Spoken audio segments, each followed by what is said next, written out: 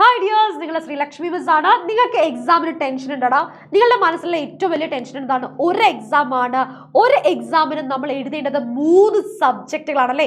Physics, chemistry, biology എഴുതാനുണ്ട്. ഏറ്റവും വലിയ പ്രശ്നം ടൈം തികയുമെന്നുള്ള പേടിയാണ്. മാത്രമല്ല രണ്ടാമത്തെ പ്രശ്നം, ക്വസ്റ്റ്യൻ വായിച്ചാൽ അത് മനസ്സിലാക്കി എനിക്ക് അതിന്റെ ആൻസേഴ്സ് എഴുതാൻ സാധിക്കുമോ, കറക്റ്റായിട്ട് എനിക്ക് ആൻസേഴ്സ് മാർക്ക് ചെയ്യാൻ സാധിക്കുമോ എന്നുള്ള ടെൻഷനാണ്. എന്നാൽ ഒരു കാര്യം ഞാൻ പറയാം, ഏകന്റെ ക്ലാസ് കറക്റ്റായിട്ട് കാണുന്ന ഒരാളാണെങ്കിൽ, കോണ്ടന്റ് വീഡിയോസും ലൈവ് ക്ലാസ്സും അറ്റൻഡ് ചെയ്ത ഒരാളാണെങ്കിൽ അയാൾക്ക് 100% ഉറപ്പാണ് എക്സാം അയാൾ അടിപൊളിയായിട്ട് എഴുതും. എന്തുകൊണ്ടാണെന്നറിയോ? നമ്മൾ അത്രയും ക്വസ്റ്റ്യനുകളാണ് നമ്മൾ ഡിസ്കസ് ചെയ്യുന്നത്, അത്രയും ഇമ്പോർട്ടന്റ് ഏരിയാസ് കവർ ചെയ്തുകൊണ്ടാണ് നമ്മൾ എന്ത് ചെയ്യുന്നത്, നമ്മുടെ എക്സാമിന് വേണ്ടി നമ്മൾ നമ്മുടെ മക്കളെ പ്രിപ്പയർ ചെയ്യിപ്പിക്കുന്നത്. പിന്നെ എന്തിനാ ടെൻഷൻ അടിക്കേണ്ട ആവശ്യം? ഒരു കാര്യം ഞാൻ പറയാട്ടോ, നന്നായിട്ട് നിങ്ങൾ ക്ലാസ് കാണുന്ന ഒരാളാണെങ്കിൽ, കംപ്ലീറ്റ് ക്ലാസ് കണ്ട ഒരാളാണെങ്കിൽ എക്സാം നിങ്ങൾ അടിപൊളിയായിട്ട് എഴുതണം. ഈവൻ ഇന്നത്തെ ക്ലാസ് പോലും നമ്മൾ ചെയ്യാൻ പോകുന്നത് എക്സാമിന് സ്ഥിരം ചോദിക്കുന്ന ചോദ്യങ്ങളുണ്ട്, സ്ഥിരം ചോദിക്കുന്ന ഏരിയകളുണ്ട്.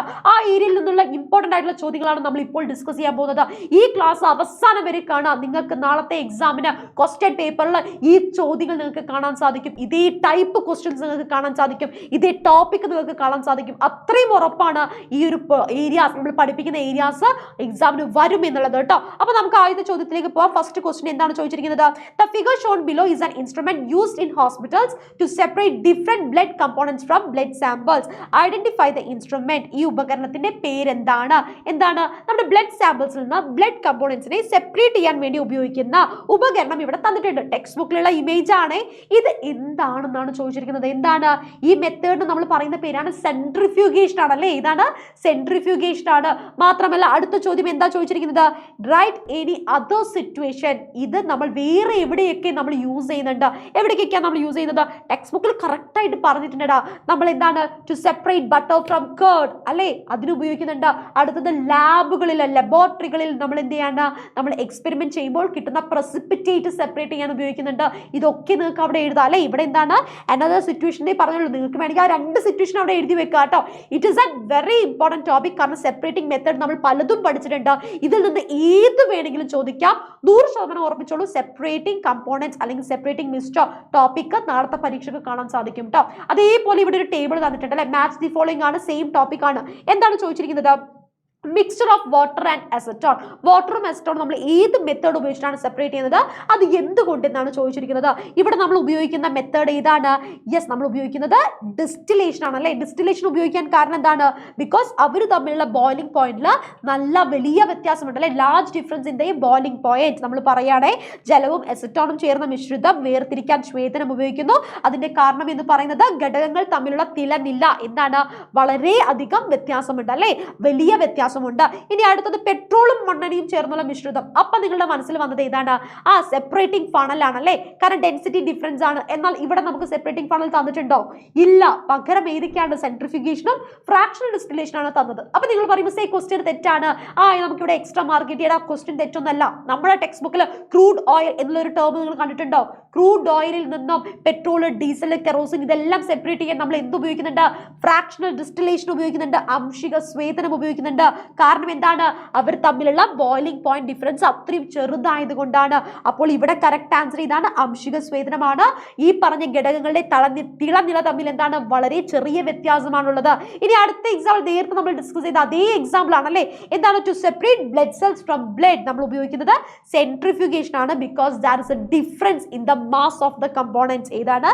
സെൻട്രിഫ്യൂഗേഷൻ ഉപയോഗിക്കുന്നു. ഘടകങ്ങൾ തമ്മിൽ എന്തുണ്ട്?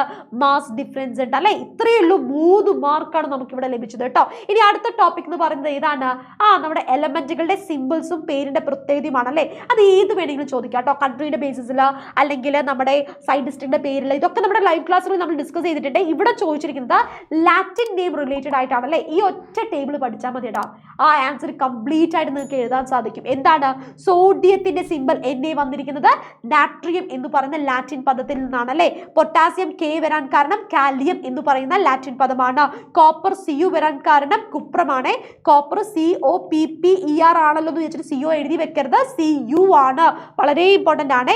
ഇനി അയേൺ Fe വരാൻ കാരണം യെസ് ഫെറം എന്നുള്ള ലാറ്റിൻ പദത്തിൽ നിന്നാണ്. ഇറ്റ് ഇസ് വെരി ഇമ്പോർട്ടന്റ്, പരീക്ഷയ്ക്ക് ചോദിക്കാറുണ്ട് കേട്ടോ. ഇനി അടുത്ത ചോദ്യത്തിലേക്കാണ്. ഒരു എക്സ്പെരിമെന്റ് ആണ്. എന്താണ്? In an experiment a sample of white solid silver chloride was left in the watch glass by side of the window. ഒരു വാച്ച് ഗ്ലാസ്സിൽ കുറച്ച് സിൽവർ ക്ലോറൈഡ് എടുത്ത് ജനലിന്റെ അരികെ വെച്ചിട്ടുണ്ട്. First, after some time what do you observe? കുറച്ച് സമയം കഴിഞ്ഞ് നിങ്ങൾക്ക് എന്താണ് നിരീക്ഷിക്കാൻ സാധിക്കുന്നത്. അടുത്തത് എന്താണ്? Which is a substance deposited here. ഏത് വസ്തുവാണ് ഇവിടെ അവക്ഷിപ്തപ്പെട്ടിരിക്കുന്നത്? Why did the colour of the sample changes. എന്തുകൊണ്ടാണ് എന്താണ് സിൽവർ ക്ലോറൈഡിന് നിറം മാറ്റം സംഭവിച്ചത്? നമുക്കറിയാം സിൽവർ ക്ലോറൈഡ് എന്ന് പറഞ്ഞാൽ AgCl ആണല്ലേ. സിൽവർ ക്ലോറൈഡിനെ വെയിലത്ത് വെച്ച് കഴിഞ്ഞാൽ എന്ത് സംഭവിക്കും? ആ ലൈറ്റ് എനർജിനെ എബ്സോർബ് ചെയ്യില്ലേ, പ്രകാശത്തിനെ ആഗിരണം ചെയ്തിട്ട് സിൽവർ ക്ലോറൈഡ് എന്തായിട്ട് മാറുന്നു? സിൽവറും ക്ലോറിനുമായിട്ട് മാറുന്നു. Agയും Cl2 ആയിട്ട് മാറുന്നു അല്ലേ. നമുക്ക് ബാലൻസ് ചെയ്യാൻ വേണ്ടി എങ്ങനെ എഴുതാം? 2AgCl gives 2Ag plus Cl2 എന്ന് എഴുതാം. ഈ ഒറ്റ ഇക്വേഷൻ മതി ഈ 3 ആൻസേഴ്സ് നമുക്ക് എഴുതാൻ വേണ്ടിയിട്ട് അല്ലേ. ആദ്യത്തെ ചോദ്യത്തിന്റെ ആൻസർ എന്താണ്? സിൽവർ ഉണ്ടാവുന്നത് കൊണ്ട് അവിടെ നിറം മാറ്റം സംഭവിക്കുന്നു അല്ലേ. സിൽവർ ക്ലോറൈഡ് വൈറ്റ് സോളിഡ് കളറാണ് അല്ലെ, വൈറ്റ് കളറാണ്, അതിന്റെ ഗ്രേയിഷ് ബ്ലാക്ക് കളറായിട്ട് മാറുന്നു. അടുത്ത ചോദ്യം, എന്താണ് അവിടെ ഡെപ്പോസിറ്റ് ചെയ്യുന്നത്? എന്തുകൊണ്ടാണ്? കാരണം സിൽവർ ഉണ്ടാവുന്നത് കൊണ്ടാണ് അല്ലേ. ഇവിടെ എന്താണ് സംഭവിക്കുന്നത്? ലൈറ്റ് എനർജി എബ്സോർബ് ചെയ്തിട്ട് ഫോട്ടോ കെമിക്കൽ റിയാക്ഷൻ ആണ് സംഭവിക്കുന്നത്. എന്താണ്? പ്രകാശ രാസപ്രവർത്തനം സംഭവിക്കുന്നത് കൊണ്ടാണ് ഇവിടെ നമുക്ക് ഈ കളർ വ്യത്യാസം കാണാൻ സാധിക്കുന്നത്. ഈസി അല്ലേ, ക്ലിയർ അല്ലേ? ഇതേപോലെ ഫോട്ടോ കെമിക്കൽ, തെർമോ കെമിക്കൽ, അതുപോലെ തന്നെ ഇലക്ട്രോ കെമിക്കൽ കംപ്ലീറ്റ് ആയിട്ട് ഡീറ്റെയിൽ ആയിട്ട് ഞാൻ എന്ത് ചെയ്യുന്നുണ്ട്? നമ്മുടെ ലൈവ് ക്ലാസ്സിൽ നമ്മൾ പറഞ്ഞു തരുന്നുണ്ട് കേട്ടോ. യെസ്, ഇനി അടുത്ത ചോദ്യം എന്താണ്? Pick out electro chemical reaction from the following. താഴെ തന്നിരിക്കുന്നവയിൽ നിന്നും വൈദ്യുത രാസപ്രവർത്തനത്തിനെ തിരഞ്ഞെടുക്കാനാണ് പറഞ്ഞിരിക്കുന്നത്. ഫോട്ടോസിന്തസിസ് പ്രകാശ സംശ്ലേഷണം, reaction between magnesium and HCl എന്താണ്? മെഗ്നീഷ്യവും ഹൈഡ്രോക്ലോറിക് ആസിഡും തമ്മിലുള്ള പ്രവർത്തനം. ഇലക്ട്രോളിസിസ് വൈദ്യുത വിശ്ലേഷണം. എന്താണ് ചോദിച്ചിരിക്കുന്നത്? ഇലക്ട്രോ കെമിക്കൽ റിയാക്ഷൻ ആണ് ചോദിച്ചിരിക്കുന്നത്. എന്താണ് ഇലക്ട്രോ കെമിക്കൽ റിയാക്ഷൻ? നമ്മൾ മലയാളത്തിൽ പറയാം വൈദ്യുത രാസപ്രവർത്തനം. കറക്റ്റ് ആൻസർ ഇതാണ്, ഇലക്ട്രോളിസിസ് ആണ്. പേരിലുണ്ട് ഇലക്ട്രോളിസിസ്. ഇലക്ട്രോ വൈദ്യുത വിശ്ലേഷണം, വൈദ്യുതി, ഇലക്ട്രിസിറ്റിയുടെ സഹായത്തോടു കൂടിയാണ് അവിടെ എന്ത് നടക്കുന്നത്? റിയാക്ഷൻ നടക്കുന്നത് അല്ലേ. നേരെ മറിച്ച് നമ്മുടെ ഫോട്ടോസിന്തസിസ് പ്രകാശ സംശ്ലേഷണത്തിന്റെ പ്രത്യേകത എന്താണ്? യെസ്, നമ്മുടെ ലൈറ്റ് എനർജിയാണ് ഇൻഫ്ലുവൻസ് ചെയ്യുന്നത്. ഇവിടെ എന്താണ്? നമ്മുടെ മെറ്റലും ആസിഡും പ്രവർത്തിക്കുമ്പോൾ ഹീറ്റ് എനർജി പ്രൊഡ്യൂസ് ചെയ്യുകയാണ് ചെയ്യുന്നത്. തെർമോ കെമിക്കൽ റിയാക്ഷൻ ആണ് കേട്ടോ. അടുത്ത ചോദ്യം, യെസ്, കെമിക്കൽ ചേഞ്ചും തന്നിട്ടുണ്ട്. അവിടെ നടക്കുന്ന റിയാക്ഷന്റെ പ്രത്യേകത എഴുതാൻ പറഞ്ഞിട്ടുണ്ട്. Decomposition of silver bromide. നേരത്തെ സിൽവർ ക്ലോറൈഡ് കണ്ടു അല്ലേ. ഇവിടെ സിൽവർ ബ്രോമൈഡ് ഡീകമ്പോസ് ചെയ്യുമ്പോൾ എന്താണ് ചെയ്യുന്നത്? യെസ്, അവിടെ എങ്ങനെയാണ് ഡീകമ്പോസ് ചെയ്യുന്നത്? ലൈറ്റ് എനർജി എബ്സോർബ് ചെയ്തിട്ടാണ് അല്ലേ. അപ്പൊ നമുക്ക് പറയാം എൻഡോഎർജിക് റിയാക്ഷൻ ആണ് സംഭവിക്കുന്നത്. ഏതാണ്? ഊർജ. ഞാനിവിടെ എഴുതാണേ, ഊർജ എന്താണ്? ആഗിരണ പ്രവർത്തനമാണ്. ഊർജാഗിരണ പ്രവർത്തനമാണ്. ലൈറ്റ് എനർജിനെ എബ്സോർബ് ചെയ്യുന്നു. അത് എന്ത് ടൈപ്പ് ഓഫ് റിയാക്ഷൻ ആണെന്ന് ചോദിക്കുക. എന്ത് ടൈപ്പ് ഓഫ് റിയാക്ഷൻ ആണ്? It is A photo chemical reaction. Simple ആയിട്ട് PCR എന്ന് എഴുതുകയാണെ. അടുത്തത് ഇലക്ട്രോ കെമിക്കൽ സെല്ല് ചോദിച്ചിട്ടുണ്ട്. ഇലക്ട്രോ കെമിക്കൽ സെല്ലിനകത്ത് എന്താണ് സംഭവിക്കുന്നത്? എനർജി എന്താണ് ചെയ്യുന്നത്? ആ സെല്ല് എനർജി പ്രൊഡ്യൂസ് ചെയ്യാണ് ചെയ്യുന്നത് അല്ലേ. ഇലക്ട്രിക്കൽ എനർജി പ്രൊഡ്യൂസ് ചെയ്യാണ് ചെയ്യുന്നത്. അപ്പൊ നമുക്ക് പറയാം ഇതെന്താണ്? എക്സോർജിക്കിന്റെ എക്സാമ്പിൾ ആണ്. ഇതെന്താണ്? ഇലക്ട്രോ കെമിക്കൽ റിയാക്ഷൻ ആണ് അല്ലെ. ഇലക്ട്രോ കെമിക്കൽ റിയാക്ഷൻ എന്ന് പറഞ്ഞാൽ വൈദ്യുത രാസപ്രവർത്തനമാണ്. അവിടെ എന്താണ് ചെയ്യുന്നത്? ഊർജം മോചിക്കപ്പെടുകയാണ് ചെയ്യുന്നത്. ന്യൂട്രലൈസേഷൻ റിയാക്ഷൻ തൊട്ട് മുന്നേ പറഞ്ഞു അല്ലേ. നമ്മൾ നേരത്തെ പറഞ്ഞു ഹീറ്റ് എനർജി എന്ത് ചെയ്യുന്നുണ്ട്? മെറ്റൽ ആസിഡുമായിട്ട് റിയാക്ട് ചെയ്യുമ്പോൾ പ്രൊഡ്യൂസ് ചെയ്യുന്നു എന്ന് പറഞ്ഞു. അതേപോലെ തന്നെയാണ് ന്യൂട്രലൈസേഷൻ റിയാക്ഷനിലും. അവിടെ എന്താണ് സംഭവിക്കുന്നത്? ആസിഡും ആൽക്കലിയും തമ്മിൽ പ്രവർത്തിക്കുമ്പോൾ ഹീറ്റ് എനർജി, താപം പുറത്തുവിടുകയാണ്. അപ്പോൾ ഇതും എന്താണ്? എക്സോർജിക് റിയാക്ഷൻ എക്സാമ്പിൾ ആണ്. എന്നാൽ താപം ആയതുകൊണ്ട്, ഹീറ്റ് ആയതുകൊണ്ട് തെർമോ കെമിക്കൽ റിയാക്ഷൻ ആണ് അല്ലെ. എന്താണ്? തെർമോ കെമിക്കൽ റിയാക്ഷൻ ആണ്. അപ്പൊ നമ്മൾ ഇവിടെ പറഞ്ഞു ഊർജ ആഗിരണമാണ്. ഇവിടെ രണ്ടും എന്താണ് വരുന്നത്? ഊർജ മോചക പ്രവർത്തനങ്ങളാണ് വരുന്നത്. ക്ലിയർ ആണല്ലോ, സെറ്റ് ആണല്ലോ? പരീക്ഷയ്ക്ക് ചോദിക്കാറുണ്ട്. ഇനി അടുത്ത ടോപ്പിക് ആണ്. ഇവിടെ കുറച്ച് എക്സാമ്പിൾസ് തന്നിട്ടുണ്ട്. നമ്മൾ എന്തൊക്കെയാണ്, എന്ത് ഫിസിക്കൽ പ്രോപ്പർട്ടിയാണ് ഈ ഓരോരോ സിറ്റുവേഷനിലും നമ്മൾ ഉപയോഗിക്കുന്നത്? അലൂമിനിയം ഫോയിൽ ഉപയോഗിക്കണമെങ്കിൽ അല്ലെങ്കിൽ ഉണ്ടാക്കണമെങ്കിൽ അതിന്റെ പ്രത്യേകത എന്താണ്? Yes, it is having A high malleability അല്ലേ. എന്താണ്? മാലിയബിലിറ്റി ആണ് അതിന്റെ ക്യാരക്ടർ വരുന്നത്. അടിച്ചു പരത്തി തിൻ ഷീറ്റ് ആക്കാൻ സാധിക്കുന്നു. ഇനി ബൾബിന്റെ അകത്ത് ഫിലമെന്റ് ആയിട്ട് ഉപയോഗിക്കുന്ന മെറ്റൽ ഏതാണ്? ടങ്സ്റ്റൺ ആണ്. എന്തുകൊണ്ടാണ്? ഇലക്ട്രിക്കൽ കണ്ടക്ടിവിറ്റി അല്ലെ. ഇലക്ട്രിക്കൽ കണ്ടക്ടിവിറ്റി നമുക്ക് പറയാം. അതുപോലെ തന്നെ എന്താണ്? It is having A high melting point കേട്ടോ. എന്താണ്? ഹൈ മെൽറ്റിംഗ് പോയിന്റ് ഉള്ളത് കൊണ്ടാണ് നമ്മൾ എന്ത് ചെയ്യുന്നത്? ടങ്സ്റ്റണിനെ നമ്മൾ ഫിലമെന്റ് ആയിട്ട് നമ്മൾ ഉപയോഗിക്കുന്നത്. അടുത്തത് പാത്രങ്ങൾ ഉണ്ടാക്കാൻ കാരണം, പാത്രങ്ങൾ മെറ്റൽസ് ആയിട്ട് ഉപയോഗിക്കാൻ കാരണം എന്താണ്?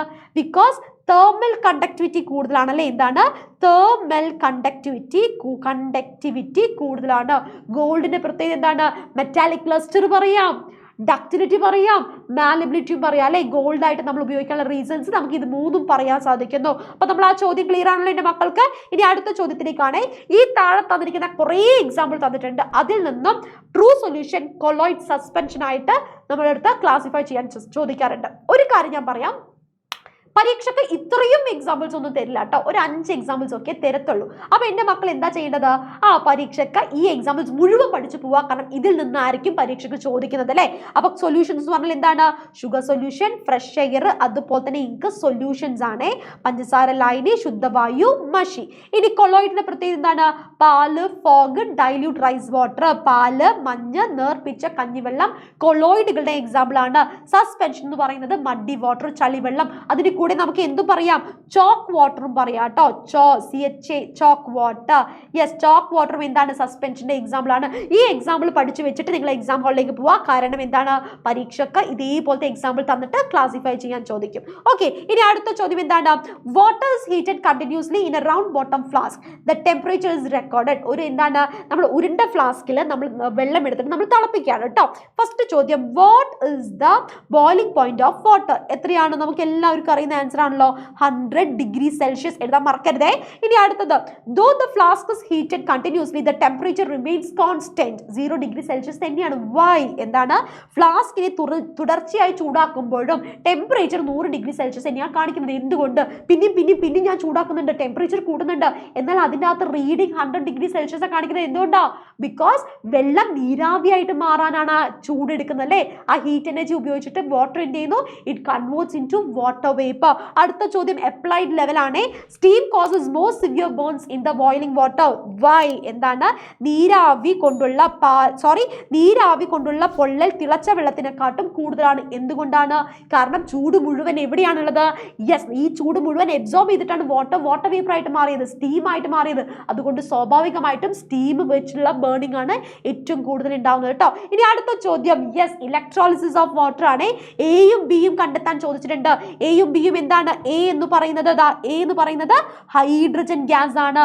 ബി എന്ന് പറയുന്നത് ഓക്സിജൻ ഗ്യാസ് ആണ് അല്ലെ. ശ്രദ്ധിക്കണേ, നമ്മുടെ എ എന്ന് പറയുന്നത് നെഗറ്റീവ് വശത്ത് കണക്ട് ചെയ്തിരിക്കുന്ന അവിടെ ഹൈഡ്രജൻ ഗ്യാസും പോസിറ്റീവ് വശത്ത് കണക്ട് ചെയ്തിരിക്കുന്ന അവിടെ എന്താണ് സംഭവിക്കുന്നത്? ഓക്സിജൻ ഗ്യാസുമാണ് പ്രൊഡ്യൂസ് ചെയ്യുന്നത്. What is the name of this process? ഈ പ്രോസസ്സിന്റെ പേരെന്താണ്? ഇലക്ട്രോളിസിസ് ആണ്. ഇലക്ട്രോളിസിസ് ഓഫ് വാട്ടർ ആണ്. വൈദ്യുത വിശ്ലേഷണമാണ്. അടുത്ത ചോദ്യം, ഈ ഡിവൈസിന്റെ പേരെന്താണ്? വെള്ളത്തിൽ നിന്നും അല്ലെ, ഇത് H2O ആണ് കേട്ടോ. ഈ H2O നിന്നും നമ്മൾ ഹൈഡ്രജനും ഓക്സിജനും സെപ്പറേറ്റ് ചെയ്യുന്ന ഒരു ഇൻസ്ട്രുമെന്റിന്റെ പേരെന്താണ്? നമ്മൾ വിളിക്കുന്ന പേരുണ്ട്. എന്താണ്? ഹോഫ്മാൻ വാട്ടർ വോൾട്ട് മീറ്റർ അല്ലെ. എന്താണ്? ഹോഫ്മാൻ വാട്ടർ വോൾട്ട് മീറ്റർ എന്നാണ് പറയുന്നത്. ഹോഫ്മാൻ, ഞാൻ ഇവിടെ എഴുതാണേ. ഹോഫ്മാൻ എന്താണ്? Hofmann water volt meter, VOLT meter എന്നാണ്. ഓക്കെ, റെഡി ആണല്ലോ എൻ്റെ മക്കൾക്ക്? ക്ലിയർ ആണല്ലോ? Volt meter. Okay, yes. ഇനി നമ്മുടെ അടുത്ത ചോദ്യത്തിലേക്കാണ്. To the last and final question ആണ്. Pick out the current statement suitable for natural fibre. പരീക്ഷയ്ക്ക് ചിലപ്പോൾ ഇതേപോലെ സ്റ്റേറ്റ്മെന്റ് തന്നിട്ട് നാച്ചുറൽ ഫൈബറിന്റെയും ആർട്ടിഫിഷ്യൽ ഫൈബറിന്റെയും സെലക്ട് ചെയ്ത് എഴുതാൻ ചോദിക്കാറുണ്ട്. അല്ലെങ്കിൽ ചോദിക്കാറുണ്ട് തെറ്റായത് കറക്റ്റ് ചെയ്ത് എഴുതാൻ ചോദിക്കാറുണ്ട് കേട്ടോ. ചിലപ്പോൾ ഡയറക്റ്റ് ആയിട്ട് ചോദിക്കും, list any 2 features of natural fibre and artificial fibre. Important ആയിട്ടുള്ള ഒരു ഏരിയ ആണ്. നിങ്ങൾ ഇത് പഠിച്ചു വെച്ചിട്ട് പോകണം. അങ്ങനെയാണെങ്കിൽ ഇത് പഠിച്ചിട്ട് നിങ്ങൾ എന്ത് ചെയ്യുക? കമന്റ് ബോക്സിൽ താഴെ കമന്റ് ചെയ്യാം. ഇതിന്റെ ആൻസർ എന്താണ് വരുന്നത്?